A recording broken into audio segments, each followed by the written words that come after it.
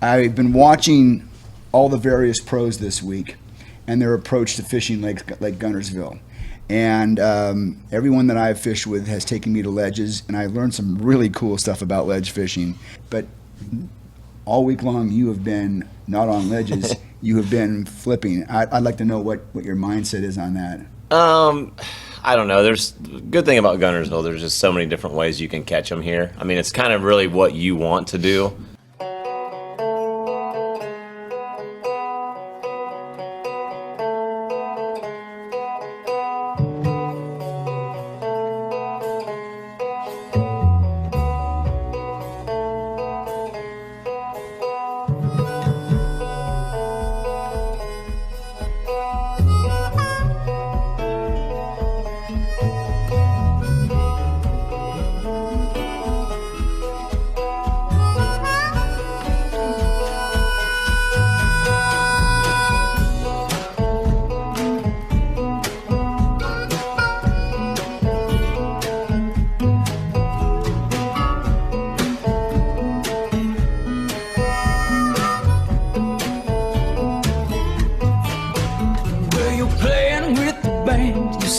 Chasing man, it shows how to perform. Well, your style's been changed because we're so vain, but you'll take a sunset for storm. Look out, honey, you're bad, bad, bad. Here you come, said you're bad, bad, bad.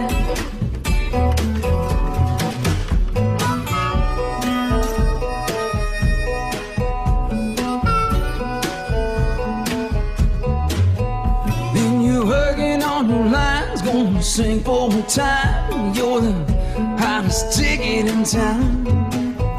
Well, your shorts, new moves, cause baby, you're smooth, you're above us. Well, get those life vests zipped and clipped, strap down those rods, and stow away those tackle bags because we are going fishing. Hello, everybody. Welcome to the Bass 2 Anglers podcast. I hope that this episode finds you with 5 for 25 in your live well. I'm your host, Keith Nicewonger. In this episode, we get a lesson on bass in the grass by Fletcher Shryock. We'll also hear him talk about how he landed Throttle Energy drinks as his title sponsor. But first, if you like the content we produce on this channel, please hit the subscribe button.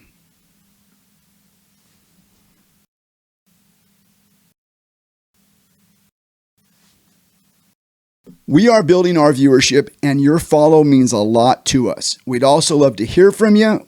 Leave us a comment. Let us know what you want to see, what you want to hear from us in the future. We are the Western representatives for Ducket Fishing, pro-driven rods, reels, and baits. Ducket Fishing is building a Western presence, and if you haven't seen it yet, you soon will. New independent dealerships are popping up all the time.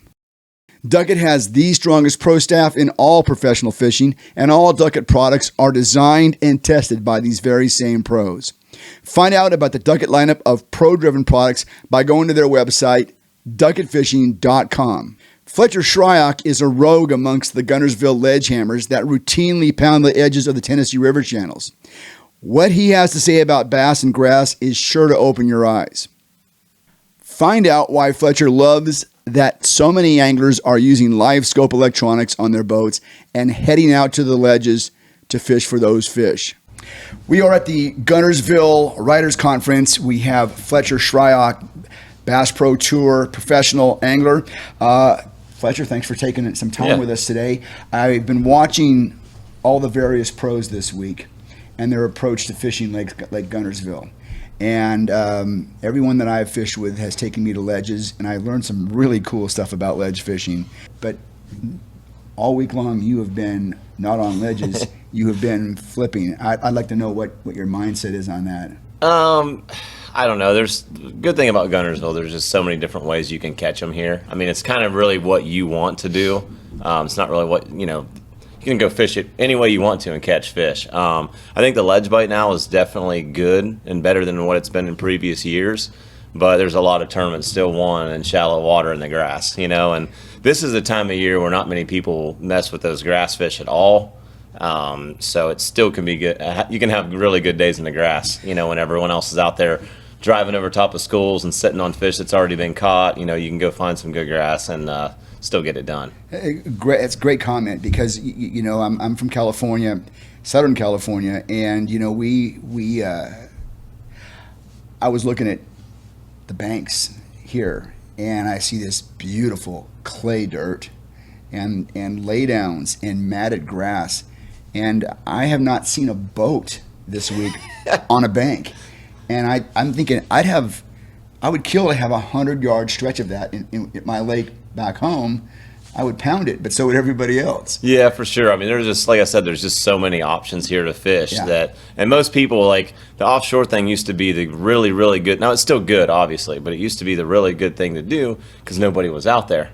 Well, now it's like a total reverse. Everyone's out there looking at them on active target, and it is definitely effective, and, a lot of tournaments are won that way and will continue being won that way, but what it's done is taken a lot of pressure off of the shallow fish. And there's still a lot of bluegill up shallow that are spawning. There's a lot of giants up there that eat them bluegill. You know what I mean? A lot of residents, I would think, right? Yeah, a lot of resident fish and a lot of bluegill eaters that are up there in that grass that just, in my opinion, never leave. Yeah, and you mentioned it off mic earlier, but you can literally fish whatever your strength is here. Mm-hmm. Pretty much. And have a chance to do pretty well. Yeah, you have so many different options that you can do. I mean, the docks and boathouses here are phenomenal. This hot summer that we're here, there's so much shade, and some of that stuff is on really nice, sharp drops. And you've got flat docks, steep docks in the backs, docks shell in the front. beds underneath the docks. Yeah, exactly. Main river docks, whatever you want. Like there's pet bass living under there. Yeah, pet bass. Yep. Yeah, dog fishing can be hit or miss on this place, but it definitely has its times where it can be pretty good too, and that's something a lot of people don't do. But I've also realized they like the grass more than they like anything else. And there's a lot of grass out there. So when the grass starts to get up, the dock bite seems to get a little weird because they can be in the shade and go down the bank a mile and never have to worry about being in the shade because there is so much grass. Yeah. So the dock thing can be hit or miss, but it definitely has. Let's talk a little bit about grass because the word on the lake this week is that you spend all your time up flipping in grass. Yeah. And what is it about bass and grass? Yeah, the biggest thing that grass does, obviously, it provides a lot of habitat in a small area. You take a room here the size we're in, there's nothing in it. I mean, there's only so much bait, so many things can move around until they eat all the bait up.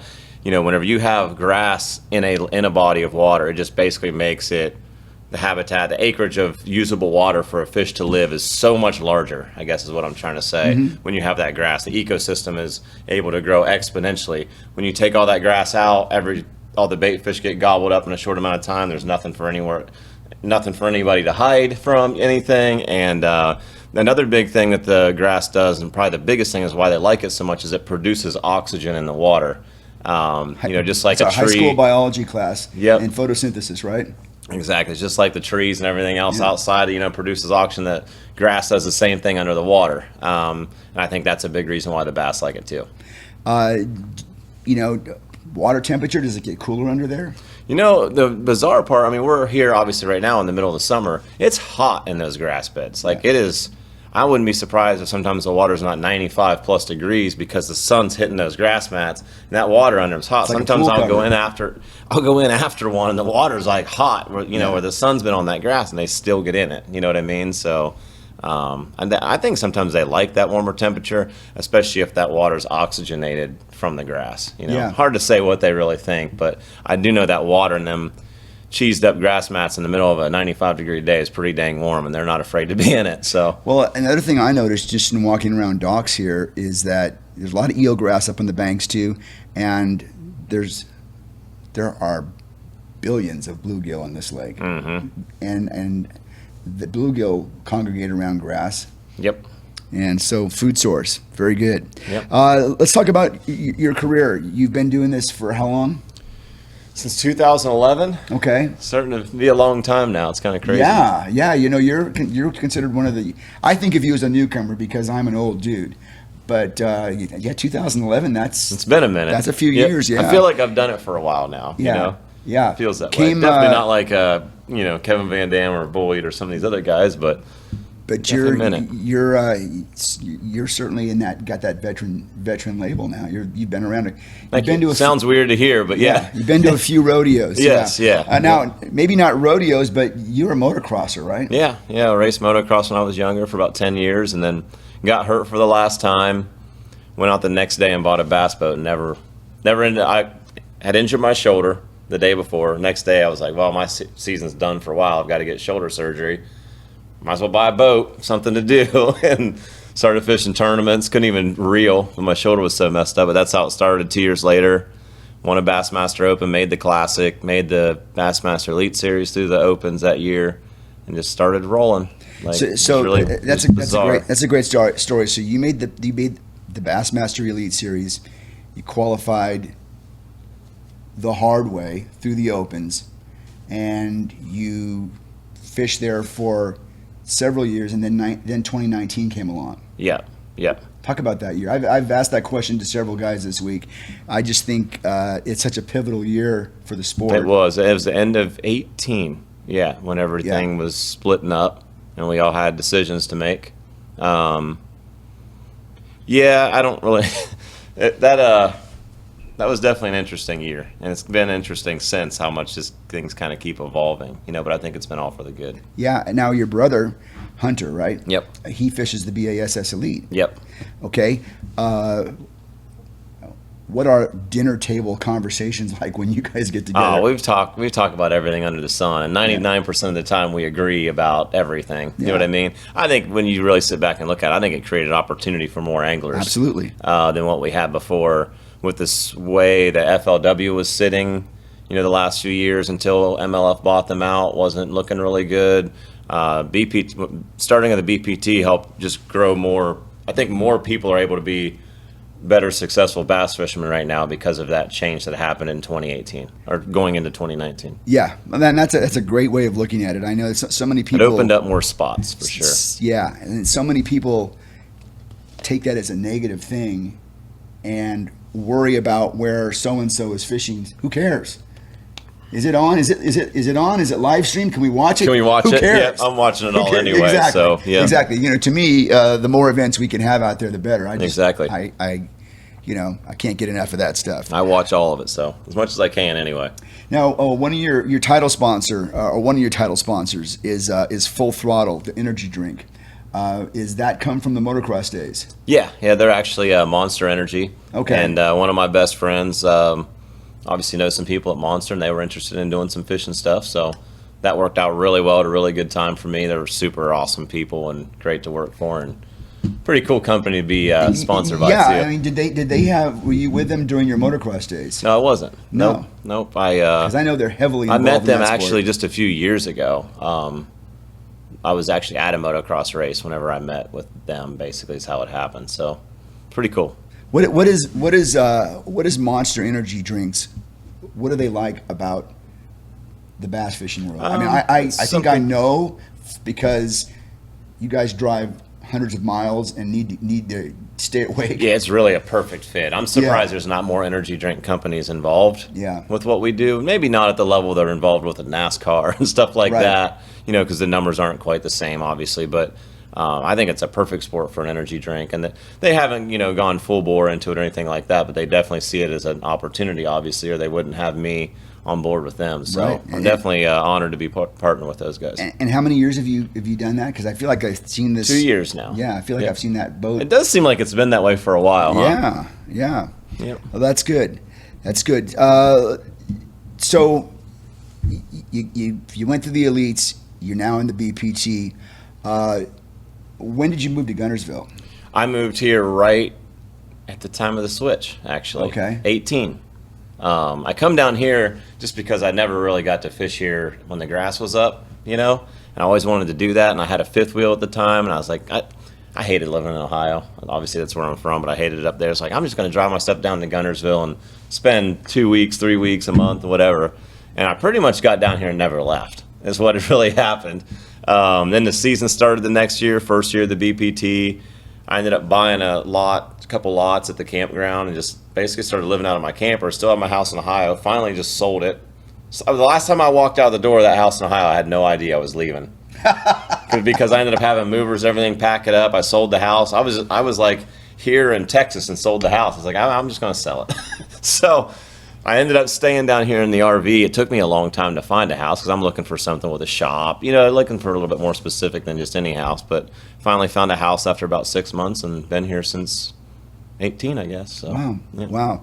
It really seems like Bass Tour Central in this area because you're, not close, but you're within driving range of just about everything big. Yeah, pretty much. Yeah, it makes it super nice when we have events. Like we're just centrally located, it seems, to go just about anywhere. Yeah. Till we make that giant drive up to New York, then not so much. But we do that once a year, I guess. Yeah.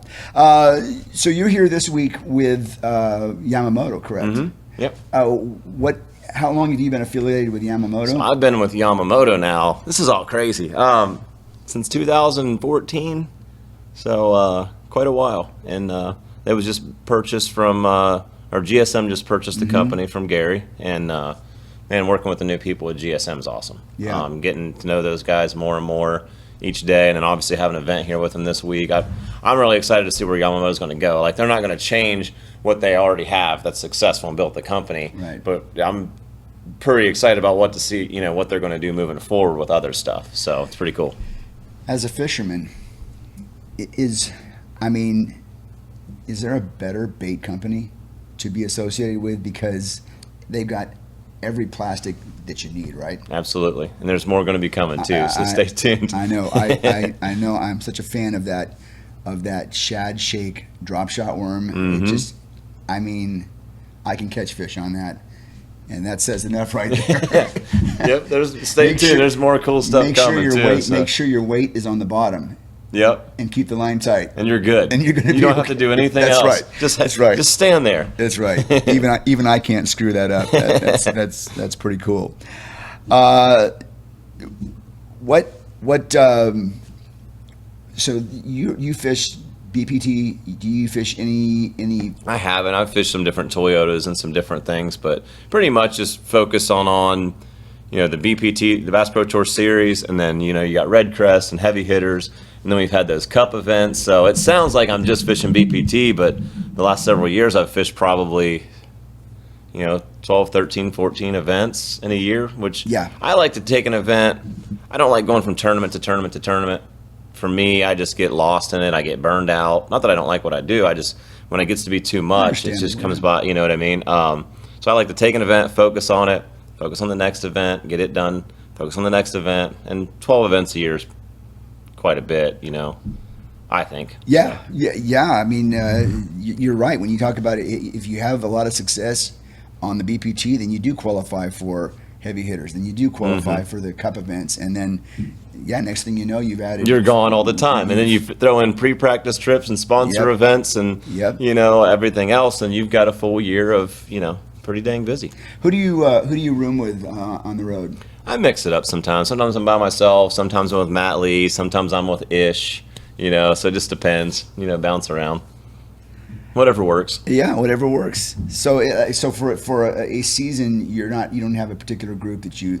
No, we kind of just do whatever, just depending on the lodging situation. Someone has a big house, well, I'll stay at it. If not, I'll stay at a small house by myself if I have to, or a cabin or whatever. So, just depends.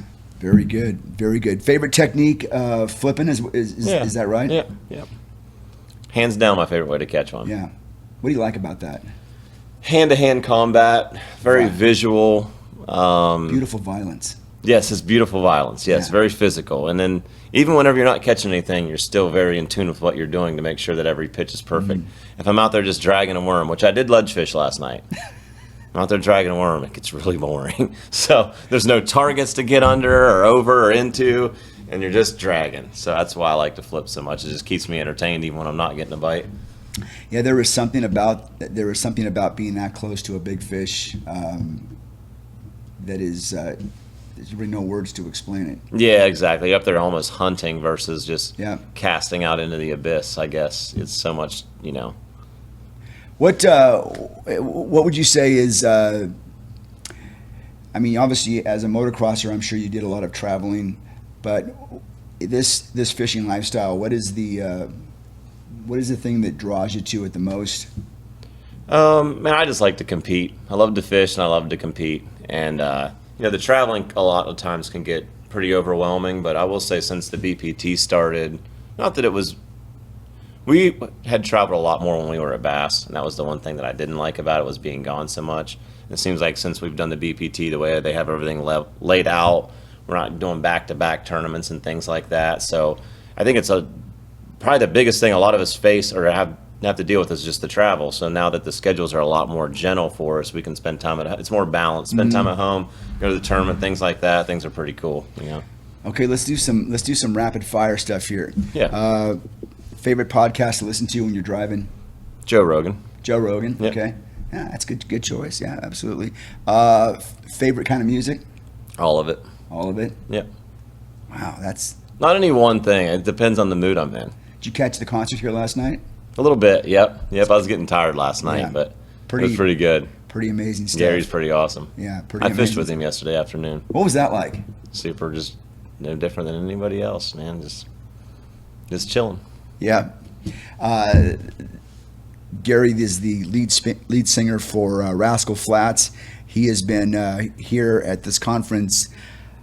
I wouldn't say necessarily entertaining us. He's done a little singing, but just being in the room with that guy is pretty It's entertaining. something else. Yeah. There's no doubt. And it's kind of weird. Some of those bigger than life personalities. It really is, but he doesn't act like that for 1 second. No, he doesn't. And I guess I never even really thought a whole lot about it, to be honest. It's more probably a bigger deal now thinking about it, that you're talking about it, than it was out there last night fishing with him. You know what I mean? Yeah. That's what I've learned whenever I meet people that are really up, or have some friends that are really, quote, famous, but they're so just like any other. They are just people. So Well, fishing brings us all together at that level. for sure. You know, I mean, it really does.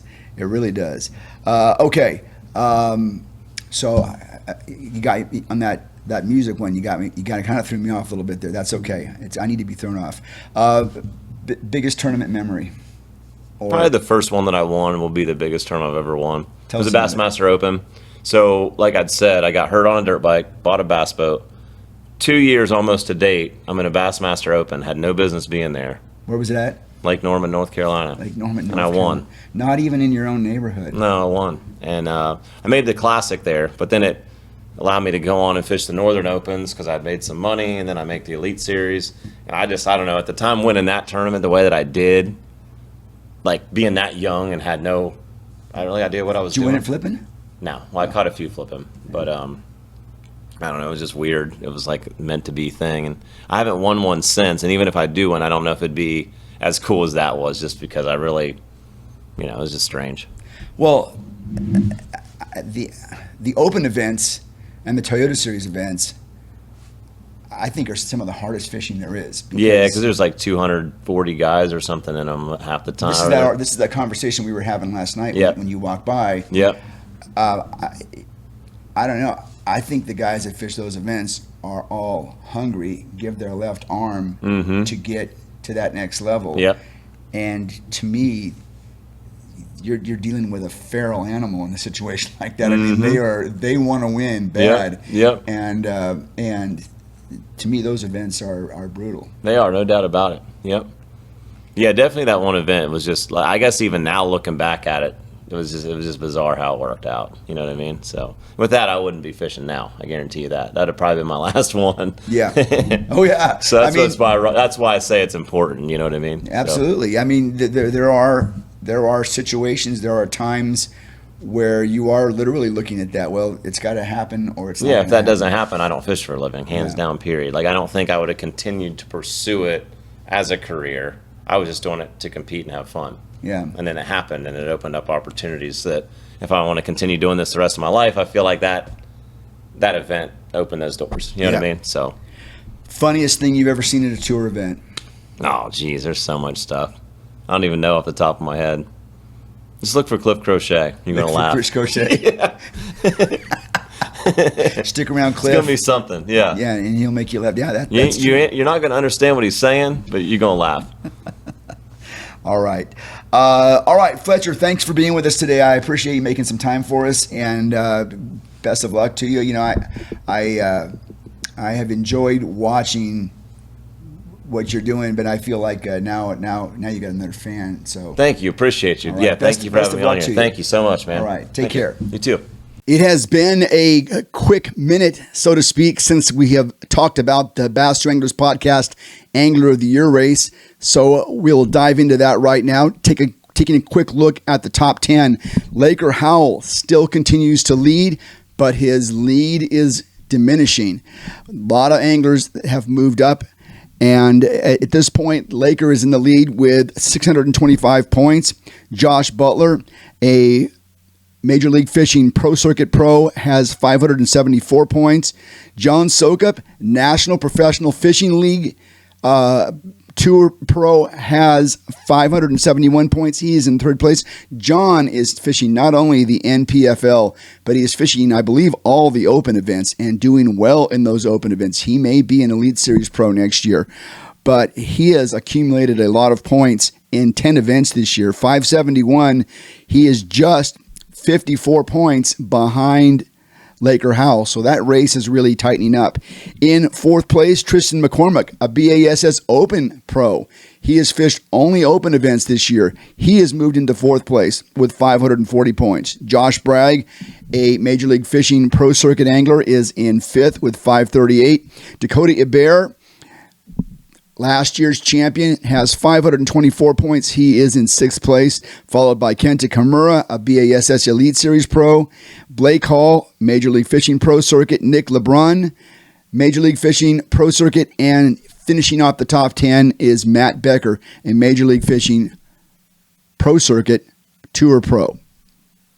Well, folks, that's going to do it for this episode. Until next time, keep both hands on the wheels. Be safe out there, and we'll talk to you again real soon.